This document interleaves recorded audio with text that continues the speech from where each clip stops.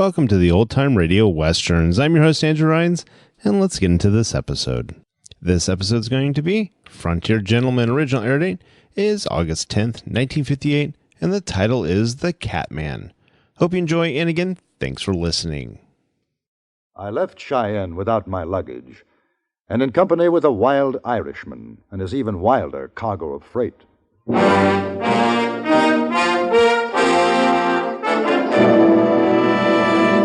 Frontier Gentleman.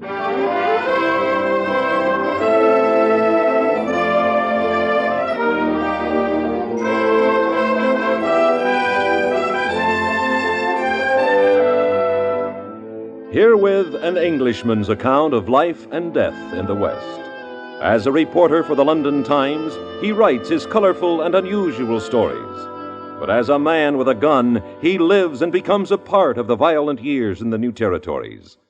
In just a moment, we will bring you the latest report from the Frontier Gentleman. Whether your marriage license is brand new or your wedding ring is worn thin over the years, you'll get a kick out of every light-hearted episode of CBS Radio's The Couple Next Door. Written by Peg Lynch, creator of Ethel and Albert, The Couple Next Door is a warm and humorous series about a young married couple. Just for the fun of it, join us on most of these same stations 5 days a week as Peg Lynch and Alan Bunn star as CBS Radio's The Couple Next Door.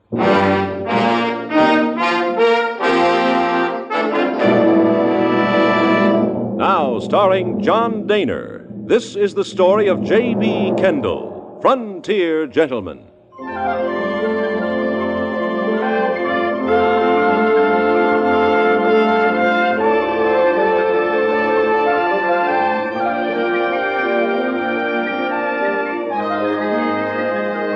Cheyenne, Wyoming Territory had been good to me. And when I decided to leave, I informed the people at my hotel, packed my little bag of belongings, and dropped by Carrie Chase's office to thank him for his kindnesses. From there, I went to the stage station and made arrangements for my departure. Having several hours' wait, I took a last turn around the town. I thought I had visited all of the saloons in search of people and stories from my column in the London Times. I was wrong. I had missed Dan's Bloody Bucket, a scant 4 blocks from the center of town. I shall never forget Dan, nor his bloody bucket. Oh, so you want to play dirty, do you? All right then, Mr. Dan. The man shouting was small, wearing a derby hat pulled low over shaggy eyebrows. He was holding a gigantic cat in his left arm, while with his right hand he was tugging a length of chain from beneath the folds of a swallowtail coat. He was facing a great brute of a man who was waving a broken whiskey bottle at him. Behind him, out of sight, another man was approaching with pistol butt raised. The odds against the little man were more than I could stand. Look out behind you! Oh, dear, save us! A stage has arrived. Oh, no, you don't, blighter. Hey, you want to get in this, stranger? The troops has arrived, you shilly-shally mucky-buck. The man seems to need a friend. You better move on, or what's going to happen to him will happen to you. Oh, the devil, the cat, the princess, she's jumped out of my arms. Grab her, Saint. No, you won't. Oh, no, you shouldn't have done that. No. Grab him, Jake. Grab the stranger. I'll get him. I'll get him right now. Oh, you've done it, Saint, you've done it. Now grab the cat. I'll swing me chain over these two. Grab her! What? The princess, the cat, grab her, lad. Who? She's going by, Clapperhead. Yes. Here you go, princess. She's not friendly. Grab her! All right. Here now, cat princess. Throttle her now and make friends later. Stop it, I say, stop it. I've got her. Now let's get out of here. They're beginning to come around. Run! Where should we run? Out the door to me wagon. They won't never come near me chain. Now watch the cat. Don't let her get away. Now run. It's straight on with you. Now the cat into the box. Hurry. There you go, lovey. Hey, you come on, you high-roaring humptail. Hey, you. It's Dan. He's shooting. It's never again you'll see me down at the bloody bucket. Never. And the same to all of you. Sons of corruption.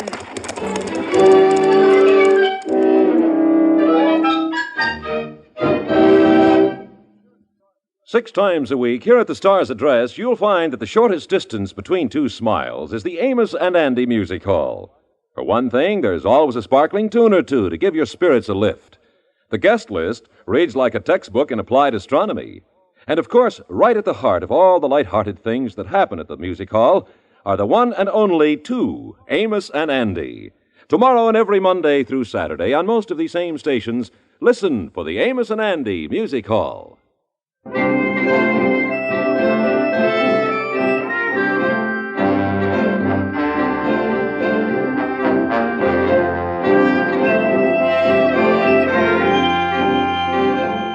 The little man drove at a most fantastic rate of speed. I sat in silence atop the wagon seat, holding my hat down with one hand, while the other clutched the side for support.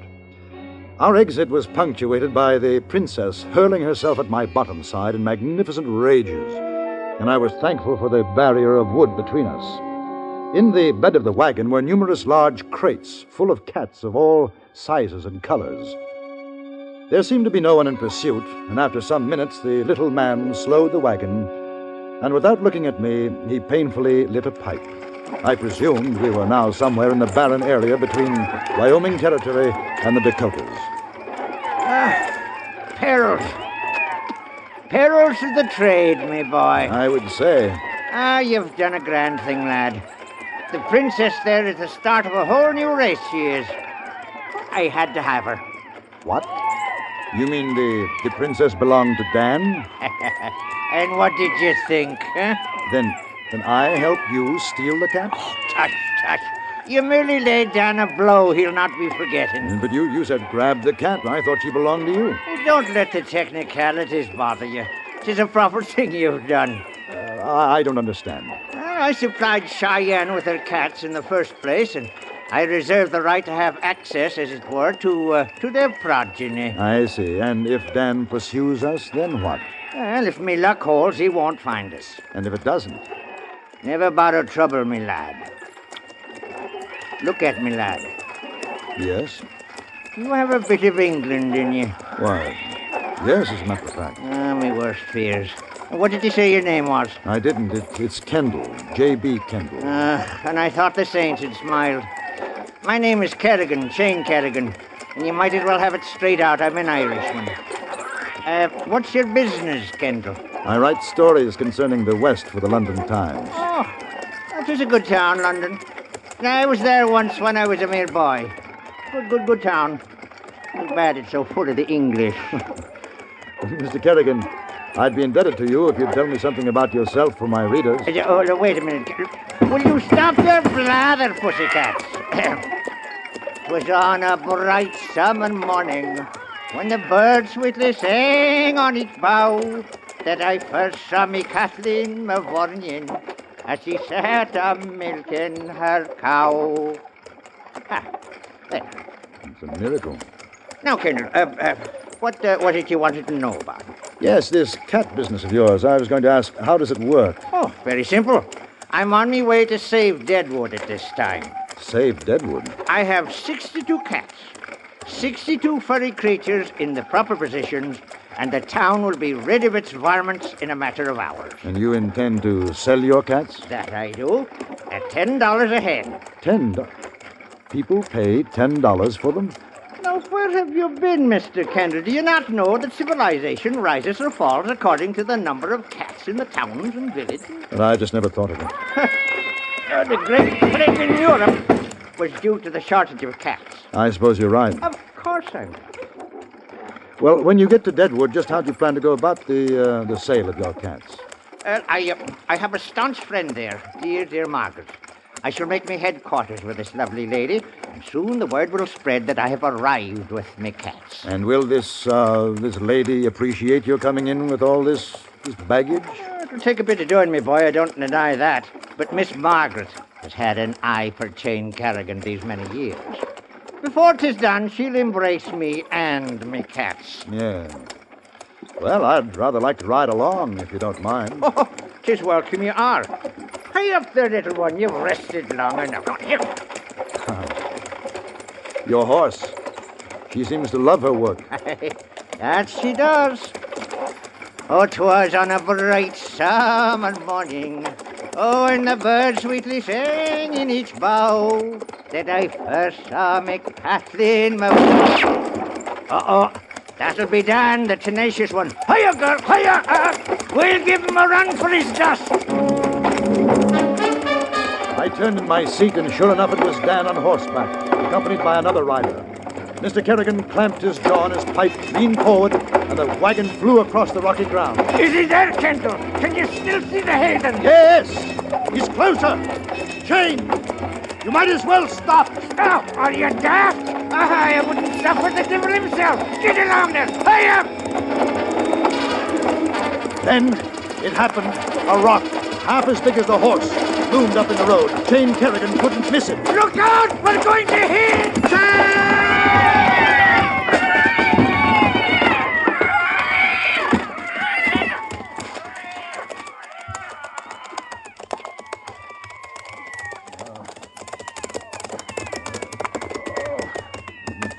Dan, do you ever see so many cats in the air at one time? There's only one cat I'm looking for. Oh, me heart, I've had it this time. Me heart can't take no more. Are you all right, Mr. Kerrigan? No, I'm dead and dying. The wagon's across my leg. I came for my cat, you old goat. Where is she? Kendall, how's me horse and cat? The horse is all right, but the crates are broken and the cats are scattering. Are you listening to me?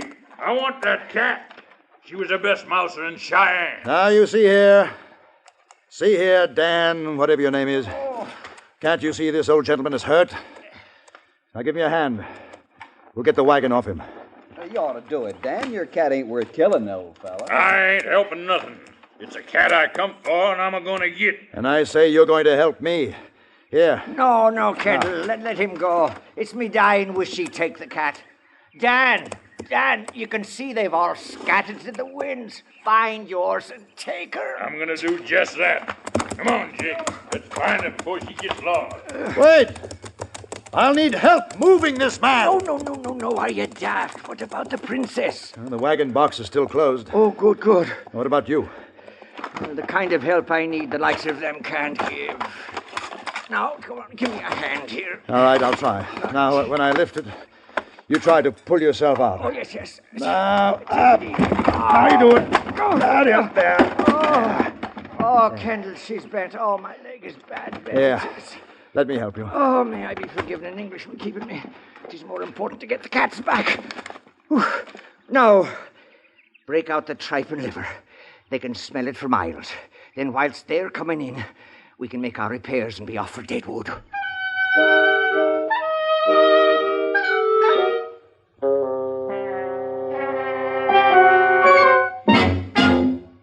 Whatever happened to, what's his name? You know who I mean.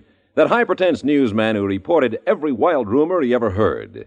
We don't know what happened to him, but we can tell you that reliable newsmen like Larry LeSueur, Lowell Thomas, and all of their colleagues at CBS News are still very much preferred by listeners everywhere. 5 nights a week, Larry LeSueur and Lowell Thomas broadcast the news on most of these same stations. Interestingly enough, their consistently accurate and carefully detailed reports provide much more excitement than cheap sensationalism ever could.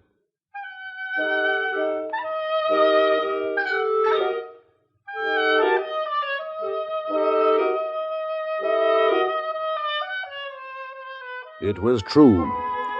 The tripe and liver could be smelled upwind, downwind, probably in Deadwood itself. The cats came streaming in. And with each group I expected to see Dan and his friend, but we had seen the last of them. Mr. Kerrigan was considerably lamed by the accident, but managed to move about amazingly well. I made all the necessary repairs to the wagon and the crates, and by morning we were underway. We finally arrived at Deadwood, which had the look of all boom towns, a long, narrow street with wooden frame structures along the sides. The dwelling of Miss Margaret turned out to be a large saloon with upstairs lodging quarters. It was called simply Maggie's Place. You're certain this is it, Mr. Kerrigan? Oh. Aye, this is it. You go tell Miss Margaret Jane Kerrigan is sick and wounded and needs lodging. All right. Lively with you now.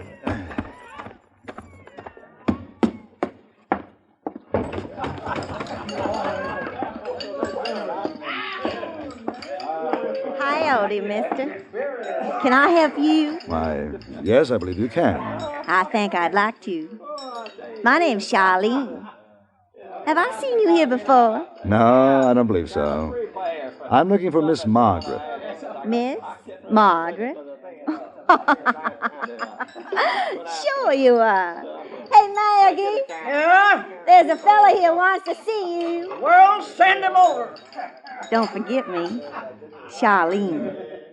Mr. Kendall. Kendall.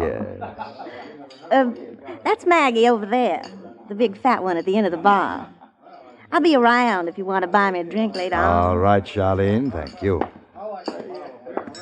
Max, you can change to the bad whiskey now. Nobody'll know the difference. Well, hello, stranger. What can I do for you? I'm looking for lodging. Not a chance. We've been full up for weeks. Ain't you heard about the strike at Gold Run Gulch? No, I just arrived. No, this was for a friend of mine. He's outside. You know him, Mr. Chain Kerrigan? Chain? Well, why didn't you say so? Charlene! What? Fix up the good room for a friend of mine, and hurry it up! Maggie almost cried at the sight of Chain cradled in my arms as I carried him up to the room prepared for him. There, lying back on the bed, he lifted a hand feebly toward me. Oh, Kendall, good lad. Would you be about bringing up me luggage? Oh, the poor man. You mean you want all... Yes, all of them. And don't forget the rations. It's most important, lad. Now go. Why do you bother the poor ailing man with his trivialities now? Bring up his baggage, as he says. There's a back way, and it won't bother no one. Oh, Margaret, come to me, sigh. Yes, love. Now, what is it? Are you sure I'm not imposing on you? Well, now, what kind of a woman do you take me for? Oh, Margaret, darling. It's worth the whole trip and trouble and the accident to my leg just to get back and look into your eyes. Go to sleep, sweetheart. And you can have your friend Kendall right here with you. Oh, no. I mean, it'll be rather crowded here. I can find a place. Well, how can it be crowded? 2 men in a big room like this? Well, maybe not. I just hate to... That's the end of it right now. I'll have another bed set in for you. Thank you. That's very nice of you. Look at him, Mr. Kendall. Poor man has fallen asleep. And we stand here, jawing in front of him. Come away. Oh, before you go, darling, would you be sending up 4 fingers of your best whiskey for my leg? Well, of course. I'll have Charlene bring it right away. You can see, Mr. Kendall, nobody understands Chain Kerrigan like I do. I guess he's told you, hasn't he? The reason he's come back to Deadwood is to marry me. Nobody saw me staggering up the back steps with crate after crate of cats. As for Chain, he busied himself drinking the liquor provided for him and instructed me to release and feed the cats. Eventually it was over, and we finally got settled down, in a manner of speaking.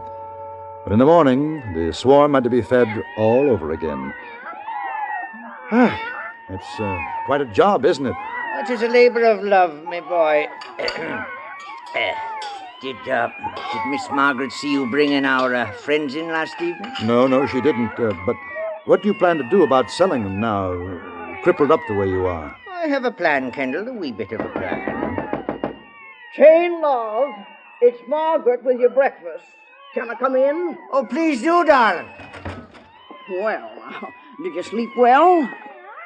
Oh! What goes on here? Get out! Oh! Listen now, Margaret, you've lost control of yourself. So this is the way you thank me, Chain Kerrigan. Well, you can get out too. What? I'll not have this kind of a mess. Go on! Oh, Margaret, come to me, side love. I'll come to your side. I'll take an axe to you. But it's my business, love, selling cats. I told you that when I was here before. Yes, you told me. But I don't expect you to let him a place with them. Possibly I could help in some manner. You can, Mr. Kendall. You can open the back door for Chain Kerrigan and his cat. Have you been told, lass, you're lovelier than ever when you're shouting like that? Oh, get him out. Margaret, now would you be allowing $620 to walk out the back way? I don't care how much money you... What? How much did you say? 62 cats? Not counting the princess, of course. I could never sell her. She's my breeding stock. 62 cats at $10 apiece. That's $620. Now, Mr. Kendall, a man with that much money could support himself and a loved one for a good long time now, could he not? Why, yes. I suppose he could, Mr. Kerrigan. Margaret, have you ever thought of marriage? A woman of your beauty and accomplishments. Well, as a matter of fact, Chain, you're proposing to me, ain't you? I knew that's why you'd come back. Now, when me leg heals and I'm able to get about and sell the cats, then I can make the plans closest to me heart. Oh, Chain, I got an idea. Oh, what is it, beauty? I'll sell the cats for you. No, you can't mean it. Now, how would you be doing that? Why, they'll buy.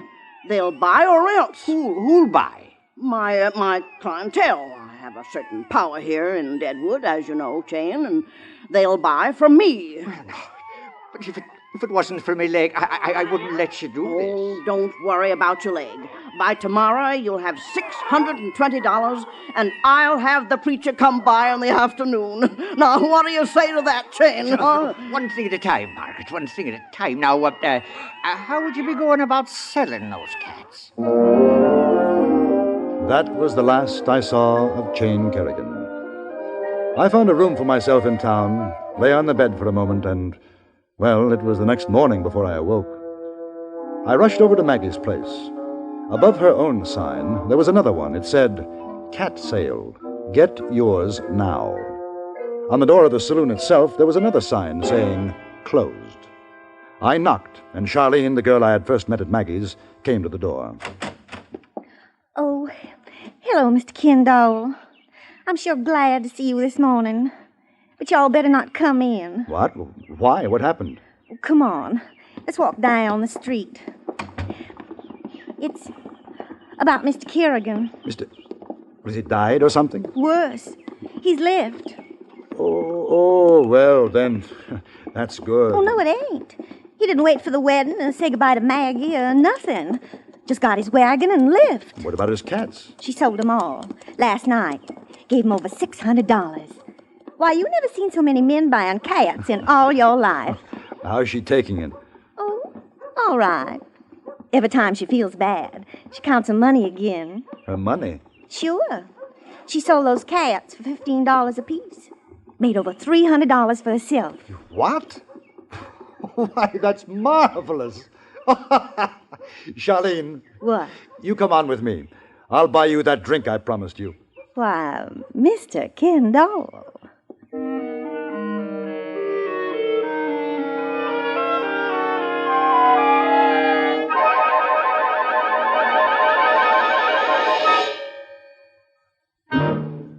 Frontier Gentlemen was produced and directed by Antony Ellis. Tonight's script was written by Tom Hanley and stars John Dehner as J.B. Kendall. Featured in the cast were Martha Wentworth, Charlotte Lawrence, Joseph Kearns, Barney Phillips, and Harry Bartell.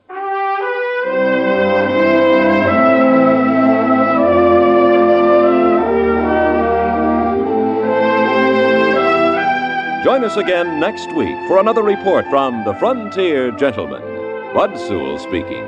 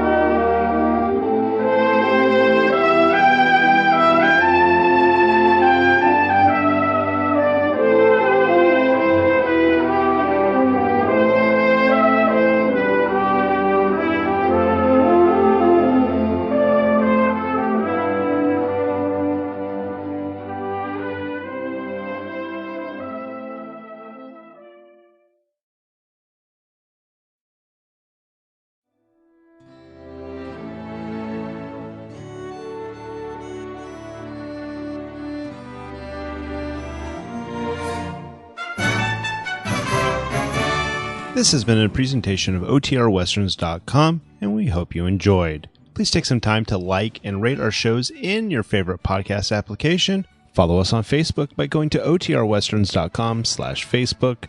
Join in the conversation by going to OTRWesterns.com/Discord. And don't forget to send us an email, podcast@OTRWesterns.com. This episode is copyright under the Attribution Non-Commercial Share Alike copyright. For more information, go to OTRWesterns.com/copyright. Have a great day, and again, thanks for listening.